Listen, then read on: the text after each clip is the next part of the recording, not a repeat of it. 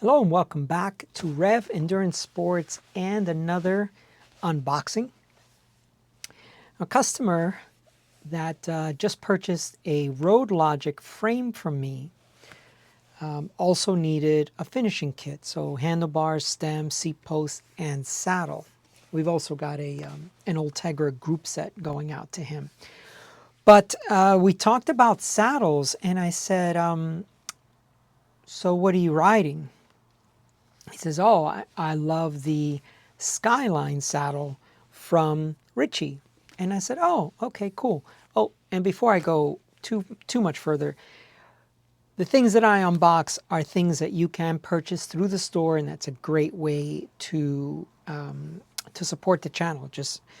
I always have my contact information down below, so just contact me directly and we can discuss it. Okay, so he volunteered that he had already tried an SQ Lab saddle, I believe a 612, and it didn't work for him. So I'm like, oh, okay. And that happens, right? I may talk about SQ Lab saddles because they just work for so many customers that have come through my store and myself. But it doesn't mean it's going to work for everyone. So he says he really likes the WCS, well, I should just call it the Skyline, and then there are different levels of it. So this one is the WCS, and this has the steel rails, not the carbon rail. And there's a couple of interesting design features of it. I will go off the top of my head first, and then I'll refer to the description. So they've done a different type, sorry that I keep taking it out of shot. They've done a different type of manufacturing process to reduce any type of seams and staples and glue and all that stuff. And when you look at this saddle, it's got a very clean assembly look to it. The way the top comes and meets the base of the saddle all the way around. It's very, very clean and very nicely done. I will show you the back end because we're going to talk about this back end as well. There's some points that I need to cover on that. And so we're just going all the way around. And now let's look at the top of the saddle. So it's got a little bit of a channel, just a really small channel here, and then comes down. Now, for folks that like a lot of channel,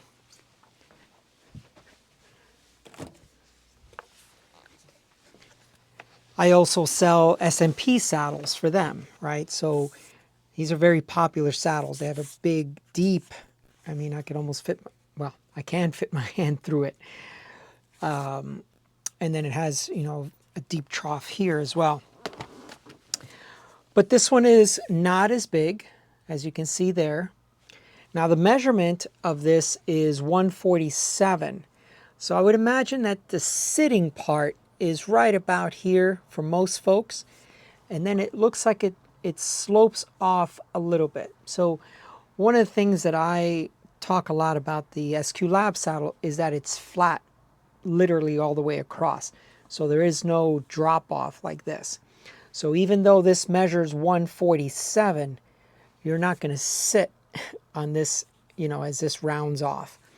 So just be aware of that. So 147 is what they call this. 277 lengthwise, and that's a standard nose saddle. I have not been a fan of short nose saddles. I know some of you love them, and good for you. They work for you. They didn't work for me. Now, one of the things that they talk about is, and let's see if I can line that up for you, a concave design. Now, you know, they have kind of like a swoop to the back here, and then they come up a little bit on the nose. So for someone who is not as flexible, this is what's in their write-up. For someone who's not as flexible, they can sit in this pocket here. And some folks like that.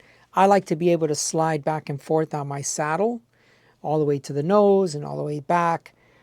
But for those that do like a defined place, and it's reminiscent of, if you folks remember the Physique Aliante saddle, and they used to call those bull folks, and you could see that in there. There's just like a pocket to ride in.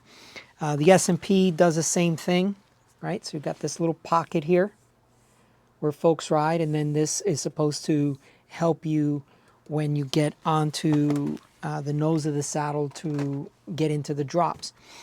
Now, I've ridden that saddle on a 500, not that exact saddle, the Dynamic or Dracon, one of those two. And I rode that for a 500 miler, and so I was able to get into the drops quite well.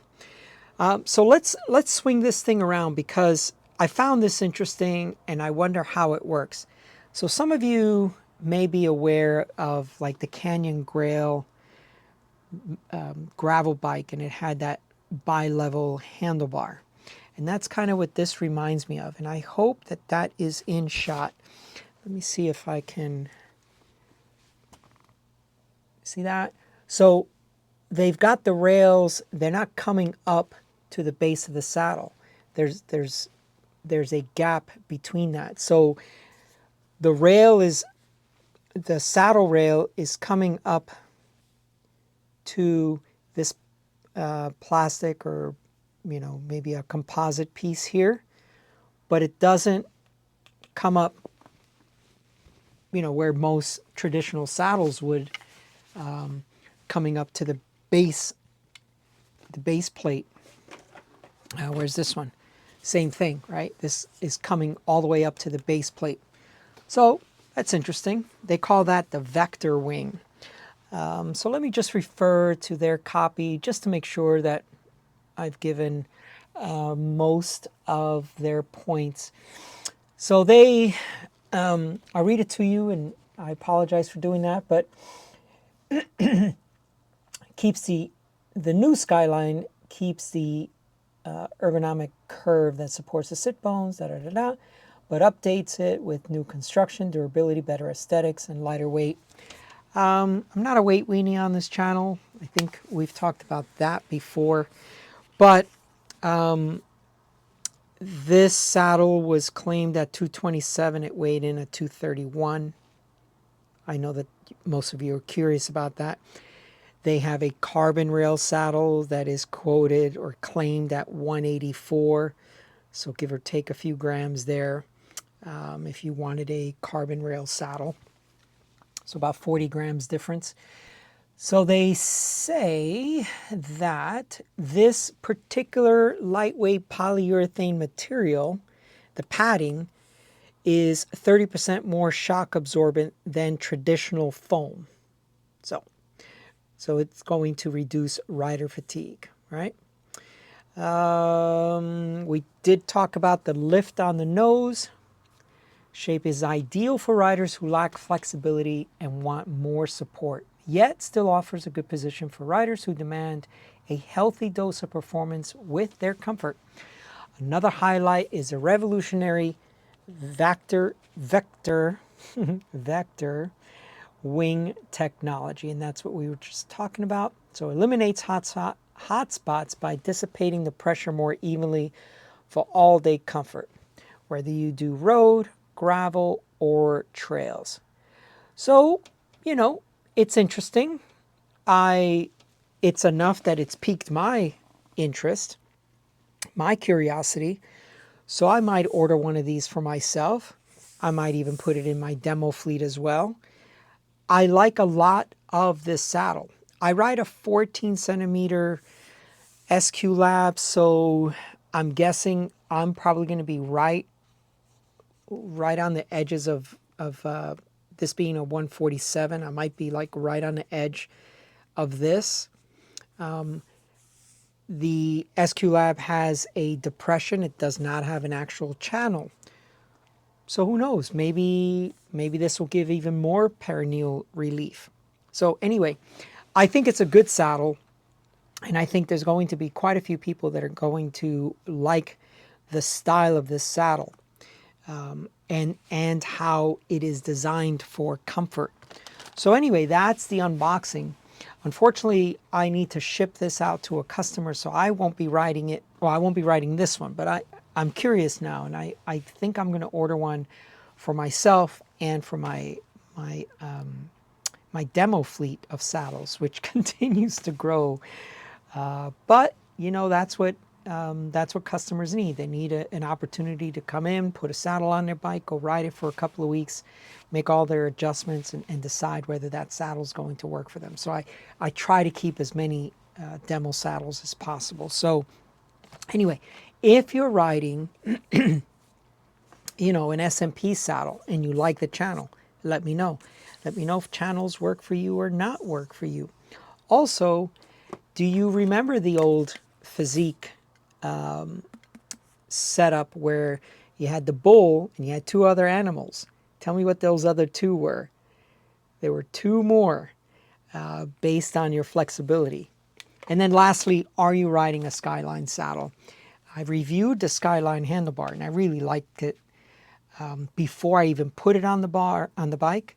And I put it on my breakaway, which I took to Pittsburgh, and I rode that about a week or two before I left. I rode there a couple of weeks. I really like that Skyline handlebar. I think it's really nice for an aluminum handlebar. And this also hits a very good price point. It's a $100 saddle. So super affordable and lots of features. I mean, this is feature packed for a $100 saddle. Okay. Thank you so much for tuning in. I apologize, I've not been posting more frequently. I've just had a lot of service here in the store. And some of those things I was able to talk about on video, but some of them I gotta get the bikes out because, well, that's how I make an income, right? The YouTube channel doesn't pay anything. So that's why I'm always asking you folks to like, subscribe, purchase things through the channel or through the store to support the channel, because the YouTube channel doesn't make much money. Someday I need to kind of do